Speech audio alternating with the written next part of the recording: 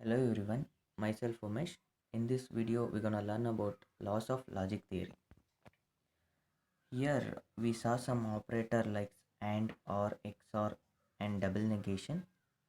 There is something nice about these operators. Although they are very easy to understand, there are some nice properties that they have. Let us look at these operators. When I say P and Q is true, this is same as Q and P. Both are same. Here P and Q is equivalent to the Q and P. Here it doesn't matter whether you write P first or Q first. P and Q as same as Q and P.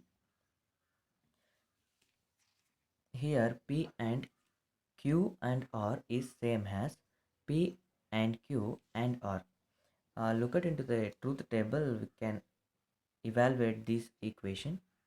Here see the P values and Q and R values, and here we indicates in blue color both the values are same. P and Q and R, it's equivalent to the P and Q and R, both the values are same, so the equation is will be true. That will be equivalent to the P and Q and R. But here P and Q or R, it's not equivalent to the P and Q or R.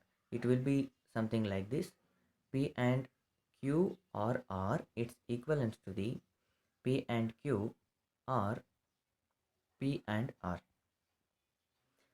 Here some logic laws of there. One is commutative law. In commutative law, orders doesn't matter, and second one is associative law. Brackets doesn't matter, but operators should be the same. Distributive law over here, and distributes over R. We can replace those operators. It can be holds good. And fourth one is I idempotent law. P or P, it's equivalent to the P, and P and P, it's equivalent to the P. Identity law, P and true statements, it's equivalent to the P. P or false statements, it's equivalent to the P.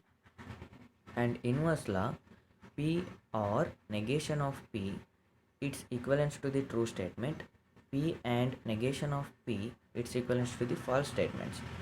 Domination law, P or true statements, it equals to the true.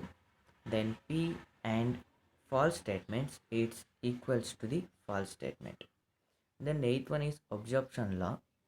P or P and Q, it's equivalent to the P only, and P and P or Q, it's equivalent to the P.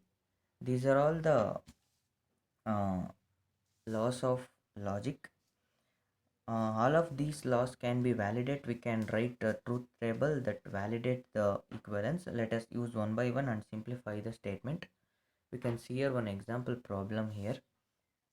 Negation of P implies Q can be written as negation of negation P or Q. Why? Because P implies Q, it's equivalent to the negation of P or Q. When we use De Morgan's law, negation of negation P and negation Q, negation of negation P is equivalence to the P and negation Q. The second problem is little bit complicated, but it's very easy to understand.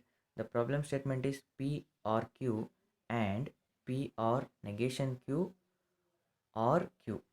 When we use De Morgan's law, the statement will be like this: P or Q R Q and P or negation Q R Q.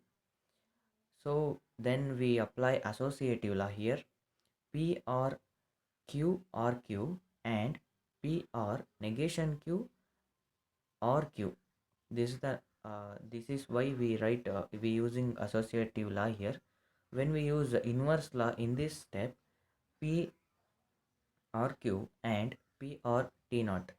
Here then T naught is just for denotes the true statement here. Then I will denote this by say T naught just for the convenience. Then P or Q is only for true or false when we apply. and T naught. The at the last, the domination law over here, then will be the answer is P or Q and true statements, then it equals to the P and Q. Thank you.